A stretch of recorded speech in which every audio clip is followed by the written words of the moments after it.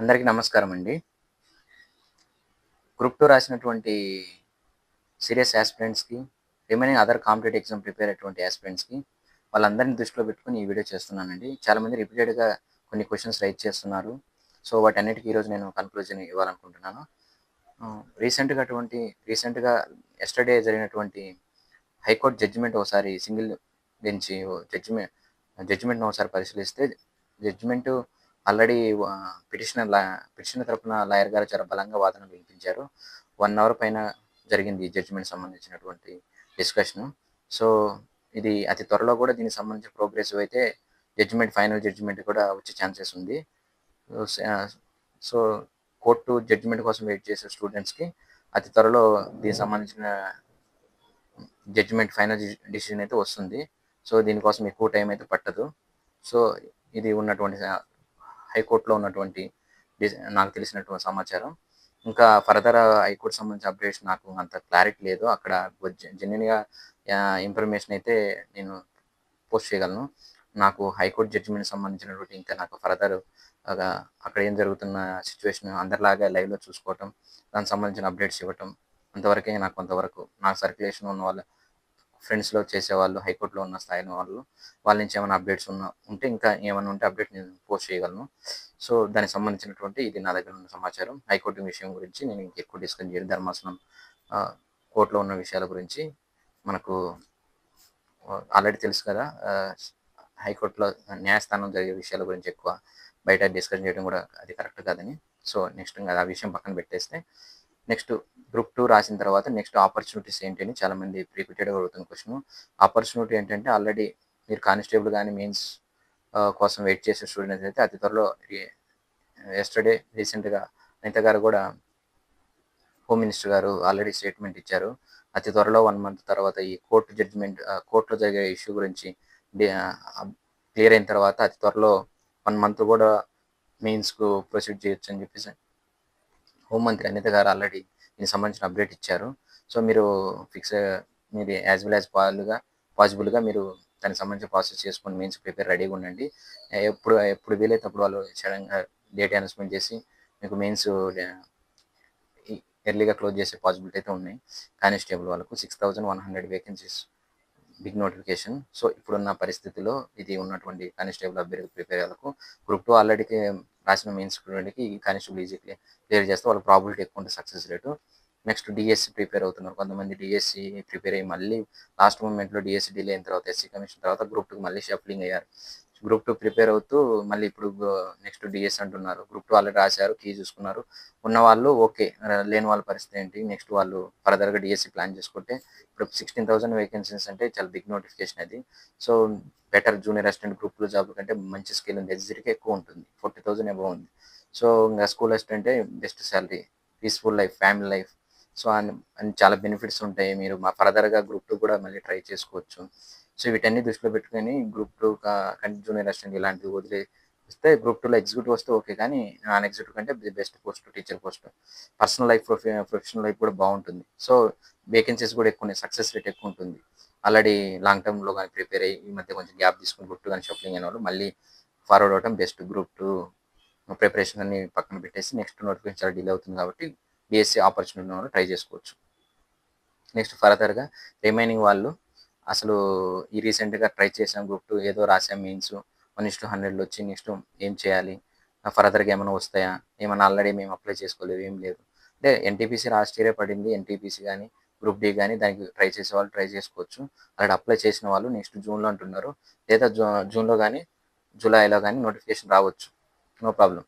Maximum schedule అయితే update అయితే వస్తుంది. జూన్, జూలై అంటున్నారు ఎన్‌టీపీసీ. గ్రూప్ డి అయితే నవంబర్, అక్టోబర్. సో, ప్రాబబిలిటీ అయితే ఇదే ఉంది. Staff selection commission already schedule ఇచ్చింది కాబట్టి యాజ్ యూజువల్ అది జరిగిపోద్ది. సీజీఎల్, సీహెచ్‌ఎల్ అవి ఏమైనా ఇంగ్లీష్ కొంచెం నాలెడ్జ్ ఉన్న వాళ్ళు అవి కూడా రాస్తే కొంచెం ఈజీగానే ఉంటాయి paper level. So, CHL, CGL try చేసుకోవచ్చు. చాలామంది గ్రూప్ 2 ప్రిపేర్ అవుతూ ఇవి ఎప్పుడు జరుగుతాయి ఏ క్లారిటీలో నాకు తెలిసిన రిలేటివ్స్‌లో చాలామంది సీజీఎల్ ట్రై చేసి ఆల్రెడీ సెలెక్ట్ అయిన వాళ్ళు కూడా ఉన్నారు సీజీఎల్. కానీ గ్రూప్ 2 చాలా డిఫికల్ట్. సీజీఎల్ చాలా ఈజీగా ఉంటుంది పేపరు. అంటే మ్యాథ్స్ కొంచెం ఉన్న వాళ్ళు సీజీఎల్ జనరల్ అవేర్నెస్ పెద్దగా డిఫికల్ట్గా ఏమి అవ్వడు. ఒకసారి మీరు ఒకసారి చెక్ చేసుకోండి. So CGL best post group 2లో ఏఎస్వి ఎలా ఉందో సీజీఎల్ కూడా అవి ఉన్నాయి. చాలా మంచి పోస్టులు ఉన్నాయి సీజీఎల్లో. మంచి స్కేల్గా ఉంటాయి. 70,000 అబవ్ ఉంటుంది చాలు. మంచి మంచి క్యాడర్ పోస్టులు ఉన్నాయి. సో చాలా మంచి పోస్టులు, అవి కూడా ట్రై చేసుకోవచ్చు, no problem. Next court notifications కూడా అప్కమింగ్ రావచ్చు. ఎందుకంటే ప్రాబిలిటీ ఎక్కువ ఉంది. ఇచ్చిన తర్వాత కోర్టు నోటిఫికేషన్ విత్ ఇన్ 3 monthsలో అయితే ఎగ్జామ్ క్లియర్ చేసేస్తుంది కోర్టు. విత్ ఇన్ 3 months 4 monthsలో మ్యాక్సిమం క్లోజ్ అయిపోతుంది. ఎక్కువ టైం కూడా ఉండదు. సింగిల్ ఎగ్జామ్ ఉంటుంది. నెగిటివ్ మార్క్స్ లేవు. సో డిఫికల్టీ లెవెల్ తక్కువ ఉంటుంది. 2 సిలబస్, ఒక ఇంగ్లీషు, ఒక జనరల్ అవేర్నెస్. మెజారిటీ పోస్టులకి ఇవే ఉంది సిలబస్. రిమైనింగ్ కొంచెం వేరే డిఫరెంట్గా ఉంది. బట్ జిఎస్ వెయిటేజ్ కొంచెం తక్కువ ఉంది. దాంట్లో ఈ మెజారిటీ పోస్టులు అయితే GS part 50%, English 50%, 40 marks, 80 marks exam ఉంటుంది. సింగిల్ ఎగ్జామ్ నెగిటివ్ మార్క్స్ లేవు. విత్ ఇన్ 3 monthsలో 4 monthsలో క్లియర్ అయిపోతుంది. కోర్టు నోటిఫికేషన్ అయితే 3,000 చేంజ్ అంటున్నారు. ఫైనల్ నోటిఫికేషన్ వచ్చిన తర్వాత దాన్ని బట్టి మీ వేకెన్సీ చూసుకొని దాన్ని బట్టి ప్లాన్ చేసుకోవచ్చు. బట్ ట్రై చేసుకున్న వాళ్ళకి ఇది గుడ్ ఆపర్చునిటీస్. నెక్స్ట్ కొంతమంది సచివాలయం, పంచాయత్ సెక్రటరీ సంబంధించినటువంటి నోటిఫికేషన్ కూడా కోసం వెయిట్ చేసిన వాళ్ళకి కూడా గుడ్ న్యూస్ అండి. పంచాయత్ సెక్రటరీ గ్రేడ్ 4 సంబంధించిన నోటిఫికేషన్ కూడా అప్కమింగ్ రావచ్చని మనకు న్యూస్ కూడా సర్క్యులేట్ అవుతుంది. అది ఎంతవరకు ప్రాబిలిటీ ఉంది అనేది మనకు వచ్చే వరకు చెప్పలేం. బట్ రావచ్చే ఛాన్సెస్ అయితే ఉంది. నాకున్న సర్క్యులేషన్లో ఇన్ఫర్మేషన్ అయితే ఉంది. సో అది మళ్ళీ అది కాకుండా పంచాయత్ సెక్రటరీ గ్రామ స్థాయిలో పంచాయతీ గ్రామ వార్డు సచివాలయంలో కొన్ని వేకెన్సీ ఉన్నాయి.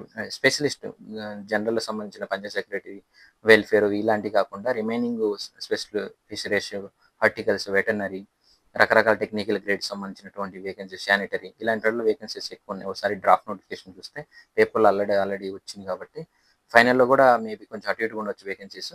బట్ అది ఆ టెక్నికల్ గ్రేడ్ ఉన్న వాళ్ళకైతే గుడ్ ఆపర్చునిటీస్. ఎందుకంటే దాని కాంపిటీషన్ కూడా తక్కువ ఉంటుంది. ఎవరు టెక్నికల్గా ఉన్న వాళ్ళకు కాంపిటీషన్ తక్కువ ఉంటుంది. ప్లస్ వాళ్ళ సక్సెస్ రేట్ ఎక్కువ ఉంటుంది. చాలామంది సచివాలయంలో చాలా తక్కువ మార్కులతో ఉన్నారు. ఫస్ట్ జనరల్ కేటగిరీలోనే ఎక్కువ కట్ ఆఫ్లు వెళ్ళాయి. రిమైనింగ్ అన్ని చాలా తక్కువ కట్ ఆఫ్లకు వచ్చింది. చాలా ఘోరంగా కట్ ఆఫ్లు ఇచ్చారు. క్వాలిఫై క్యాండిడేట్ లేక నెగిటివ్ స్కోర్ కూడా, మార్క్స్ కూడా తగ్గించి ఇచ్చారు పోస్టింగ్లు కూడా. మీరు ఒకసారి ఒకసారి ట్రెండ్స్ కానీ ప్రీవియస్ సంబంధించిన వాళ్ళు సెలెక్ట్ అయిన వాళ్ళకి ఒకసారి మీకు తెలిసిన సర్క్యులేషన్ ఎవరైనా ఉంటే ఒకసారి నేనైతే నాకు దాని గురించి ఫుల్ క్లారిటీ ఉంది. నాకైతే చాలామంది తెలిసిన వాళ్ళు కూడా జాయిన్ అయ్యారు. చాలా తక్కువ మార్కులు కట్ ఆఫ్లకు జాయిన్ అయిపోయారు. అంత ఉంటుంది. టెక్నికల్ క్వాలిఫికేషన్ ఉన్న వాళ్ళకు వేరే ఆపర్చునిటీ ఎవరికి ఉండదు. జనరల్ ఉన్న కట్ ఆఫ్ కంటే ఈ టెక్నికల్ ఎవరు క్వాలిఫికేషన్ ఉంటుందో ఆ టెక్నికల్లో చాలా జస్ట్ అప్లై చేసిన 1-2 monthsలోనే వాళ్ళు గవర్నమెంట్ జాబ్ వచ్చేసింది. అంటే వాళ్ళకి కూడా తెలియదు వస్తుందని కూడా. గవర్నమెంట్ జాబ్ అంటే ఏదో అనుకునేవాళ్ళు. కానీ సచివాలయం వ్యవస్థ ఆ రోజు 1.3 lakhs వేకెన్సీస్ చాలా సింపుల్గా వచ్చేసాయి గవర్నమెంట్ జాబ్స్. సో ఇలాంటివి మళ్ళీ వచ్చే ఛాన్స్ ఉందంటున్నారు. సో టెక్నికల్ క్వాలిఫికేషన్ అయితే మళ్ళీ ట్రై చేసుకుంటే వాళ్ళకు అది తక్కువ టైంలో సక్సెస్ అవ్వకొట్టచ్చు, నో ప్రాబ్లం. ఇంకా ఫర్దర్గా రైల్వేస్ కానీ ట్రై చేసుకున్న వాళ్ళు రైల్వేస్ కూడా ట్రై చేసుకోవచ్చు. ఎందుకంటే గ్రూప్ 2 నెక్స్ట్ 26 ఉండవచ్చు, 27 అవ్వచ్చు, చెప్పలేము మనం వచ్చే వరకు. రావాలి, మళ్ళీ అది ఎగ్జామ్ ఫిలిమ్స్ కావాలి, మెయిన్స్ కావాలి. ఇదంతా మళ్ళీ 6 months పట్టొచ్చు, 8 months పట్టొచ్చు, 1 year పట్టొచ్చు. మనం చెప్పలేము. మళ్ళీ వాయిదాలంటే ఇంకా అది ఎవడేం చేయలేడు. ఏమైనా జరగచ్చు. ప్రతిసారి నోటిఫికేషన్లో ఇవన్నీ మామూలే, తెలిసిందే కదా మీకు. సో ఇంకేమైనా జరగచ్చు కాబట్టి అది ఒక 2 years 1.5 years డిలే కాబట్టి ఈ లోపు ఏదన్నా సస్టైన్ కావడానికి ఆపర్చునిటీస్ అయితే ఇవి ఉన్నాయి నాకు తెలిసిన వరకు. ఇంకా ఏమైనా అప్డేట్స్ ఉంటే మీకు పోస్ట్ చేస్తుంటాను. ఇంకా ఏమన్నా ఉంటే మీరు కామెంట్ చేయండి. దానికి సంబంధించి నాకు ఏమైనా అప్డేట్స్ ఉంటే నేను పోస్ట్ చేస్తాను. ఇవి నా దగ్గర ఉన్నటువంటి సమాచారం. ఇంకా ఏమైనా ఉంటే కామెంట్ చేస్తే నేను అప్డేట్ చేస్తాను. Thank you.